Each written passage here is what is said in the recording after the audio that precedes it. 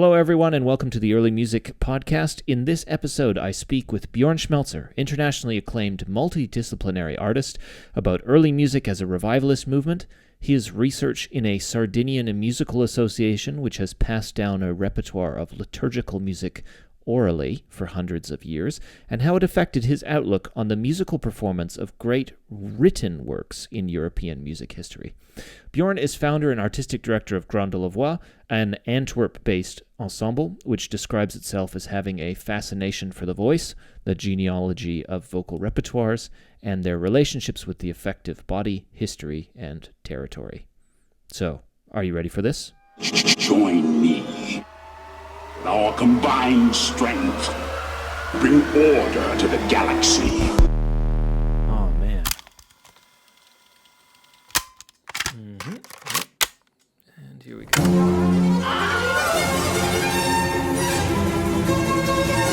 This is the Early Music Podcast with your host, Andrew Byrne. Brought to you by REMA, the Early Music Network.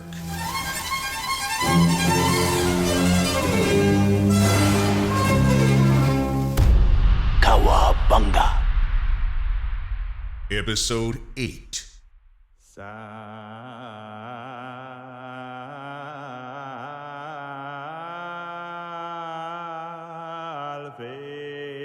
In this episode, we will be taking a step back and discussing the goals of the early music movement. Björn Schmelzer, as you'll hear, is interested in asking big questions, like, what are we doing? Can great pre-modern works of art also be considered modern?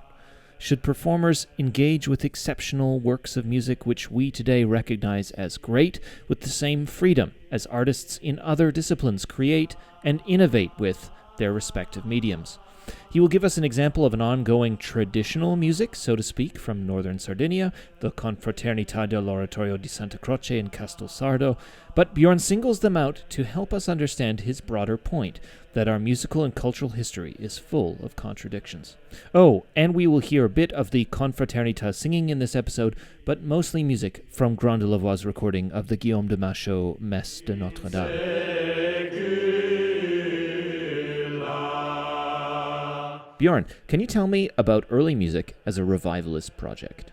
Early music is a movement that started from a cut. I think you could say that maybe early music started with modernity. So we are in the beginning of the 19th century, and you have this idea that something is lost. We lost something. We lost the past. We lost the traditions from the past. We lost the music of the past. And we are in a kind of chaotic modernity where things are like, let's say, almost eternally present. And we go to a future which is unknown and scary, maybe. For some people, it means progress. For some people, it means emancipation, development. You can say that I think that's the project also of modernity. It was an emancipatory project, believing in the future, believing in the present, and letting go the past. The past as something which blocks emancipation, which is a problem for the future of the Western European civilization. So, but you have always this dialectics already from the beginning, that there is this idea that if we give up everything of the past, as we did with modernity, are we not losing something of the core of the whole thing? Are we not throwing away maybe the child with the bathwater, or whatever? How you Throwing out the baby with the bathwater. So I think that's quite interesting that you see that people in early music, as they imagined the music of the past, let's say in the beginning of the 19th century already, that they had this idea of reimagining this music. We have to reconstruct this music, we have to find it back, whatever. But nevertheless, immediately they were aware that still things were just happening from the past. There were still things that leaked from the past into modernity, you can say. And when Björn says things from the past that leaked through, he means to say that as this idea of modernity is really a theoretical concept, of course there were pockets of musical activities which began long before the 19th century and continued in a way unaffected by the conscious stylistic or artistic changes that came about with Romanticism. You have a lot of these kind of what you can call traditions. Although, of course, at the same time, there were also scholars and maybe you can say enlightened thinkers who had a whole idea of what traditional music could mean, like music from, let's say, folk music. The idea of the people was also like something that emerged there. What I think is quite interesting is that these people in the 19th century somehow fantasized, imagined a kind of direct identification of the people from the past with their own practices, with their own music traditions. I think also tradition means basically that the idea that this is sort of uncut flow in culture of which people are proud of, they identify with that. So now I would come with a kind of example that is maybe intriguing to a little bit complexify this whole schedule that we are building here. I'm in fact educated as an anthropologist and with a lot of musical elements in it. And I have been studying 20 years ago music polyphonic traditions in Sardinia. And especially I have been in a village in the north of Sardinia called Castelsardo. And there is still a brotherhood there.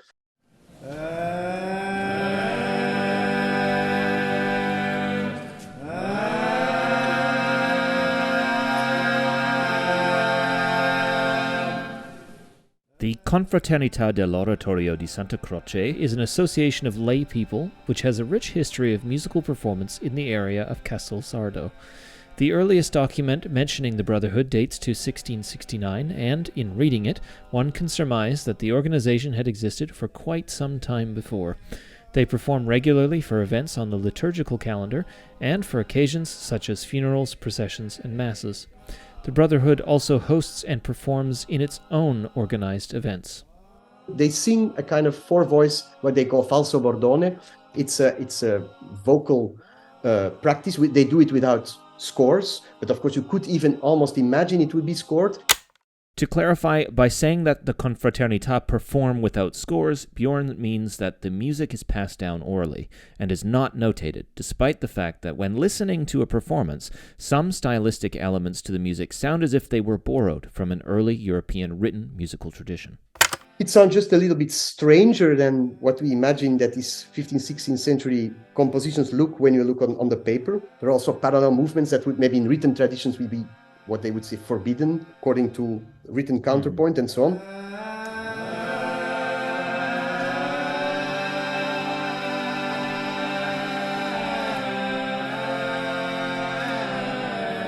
Nevertheless, you feel some kind of legacy from a written tradition. Now, what intrigued me very much when I was there is that, in fact, nobody in the village liked really what these people were doing.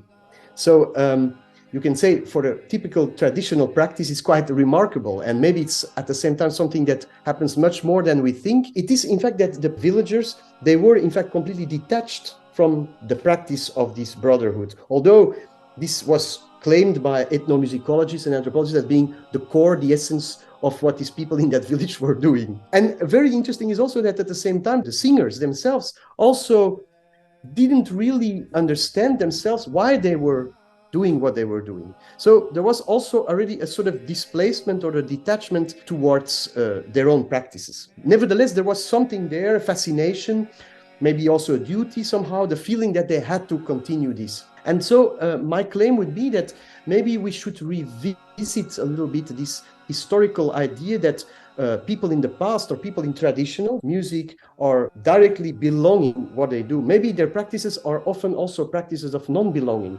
And in this sense, you could almost say that they somehow are not dealing with identification, with how they would build a sort of, let's say, Northern Sardinian identity or something, but in fact with the fact that they don't know what they really are, let's say, where they belong. Red alert. In the interest of transparency, I should say that the Early Music Podcast never spoke to members in the Confraternità or residents of the community of Castelsardo in the making of this episode.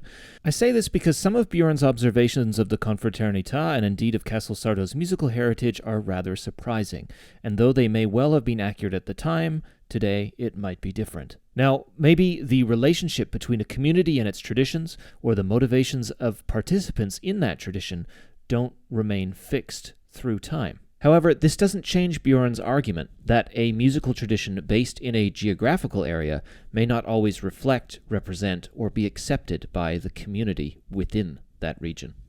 Björn, as we established earlier, to the listener, it sounds as if certain musical elements within the singing practice of the Confraternità might be somehow related to performance practices or indeed compositional practices of early European written musics. Could you elaborate on that? Corsica and Sardinia are these two islands where barbarians were still living and so on. So there was a continuous recolonization of these islands.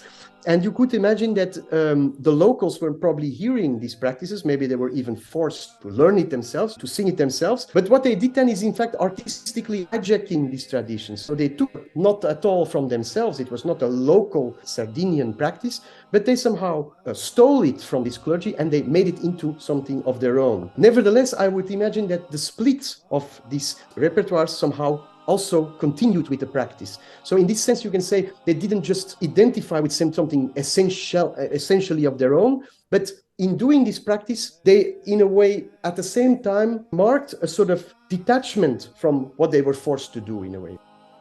Maybe we have to rethink the idea that traditions are, first of all, so traditional that they are, let's say, pre-modern, and that they are about a direct identification of practitioners with what they are doing.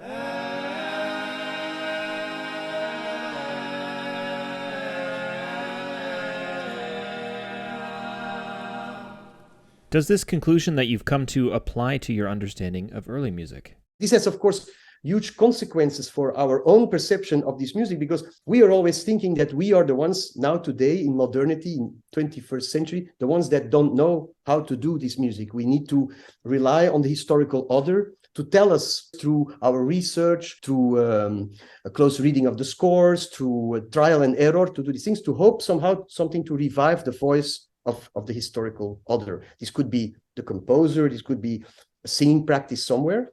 But maybe would it not be also interesting to somehow try to include this original detachment, this original dislocation of repertoires? And I think instead of using traditional music as an example of uncut, undetached, and almost belonging ways of doing music which is purely functional in a liturgy, maybe we should, in fact, much more think in a modern way about how people were already from the beginning detached and displaced from their own music, their own practices. Full disclosure, the theme of this episode was originally supposed to be about the differences between musical traditions that were based upon oral and written practices, as well as the questions which arise for scholars and performers today when tackling musics of the past that appeared at the intersection of those two traditions.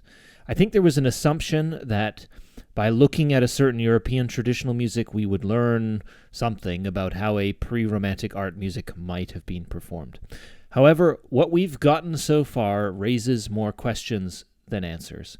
And certainly within the framework of Björn's, let's call it his project, I worry if I myself might now begin to be detaching from thinking about early music performance to thinking about early music performance. But nevertheless, let's keep going.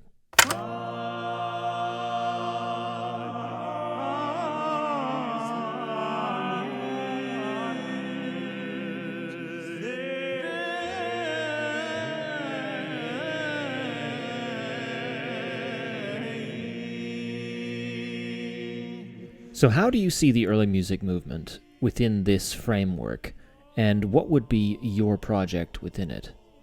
Basically, I think that early music is the band-aid on the wound of modernity. Of course, it's an experience of a rupture. And I'm not saying that we should abandon the project of early music. I think we should be just very critical, and we should rethink this maybe unthought or unset horizon in which we, in early music, try to operate. I think we should absolutely not give up the past. The historical process is super important for the present and for the future. The problem with early music is that because of its historicism, which I think historicism is the way to deal with the cut of the past. Historicism means that somehow it will be possible to recover something of the past, which I think is an impossibility, it's a fantasy. I cannot follow this idea that we should just know enough about the culture of their times in order then to understand what these people think. These theoretical treatises don't help us at all to understand how these people were composing, because their compositions are mostly at odds with the rules of their own time. And so what would be for me an ideal is that we somehow could articulate in our contemporary performances something of this basic rupture of a composer with its own cultural horizon in which he emerged, in which his music emerges.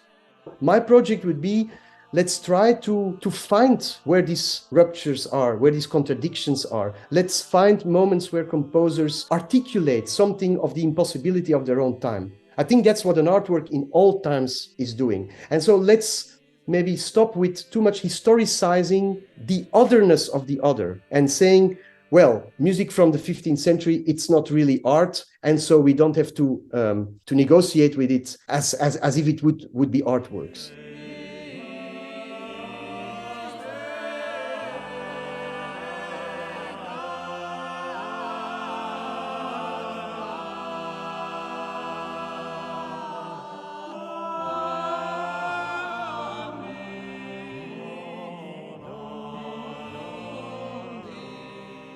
There is a very clear decision by Björn to perform well-known early European repertoires, including the Machaut Mass that you've been hearing bits of in this episode, in an aesthetic which breaks away from generally accepted performance scholarship within the early music community. This is why you may read or hear about Graindelavoix as being controversial. That being said, it's important to point out that critics of Björn's ensemble effectively take ownership of all European repertoire which is too old to be in the classical music canon. The danger that Björn's project poses to those critics is the creation of a parallel movement whose performances are confused to represent how that music probably sounded, or at least how his critics believe that music probably sounded.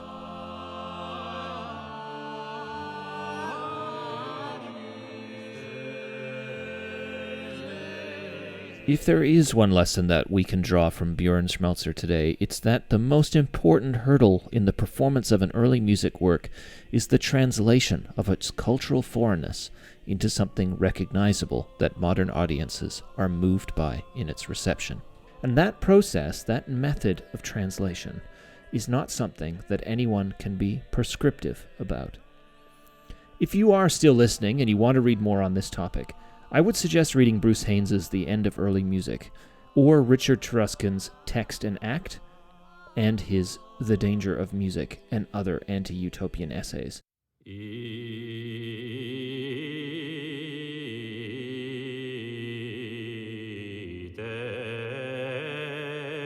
That's it for this episode. I hope you enjoyed it. Stay tuned, as next time I'll be speaking with Professor Dr. Natasha Logas about Clara Schumann and her innovation in 19th century concert programming and performances. I'm Andrew Byrne, and thanks for listening.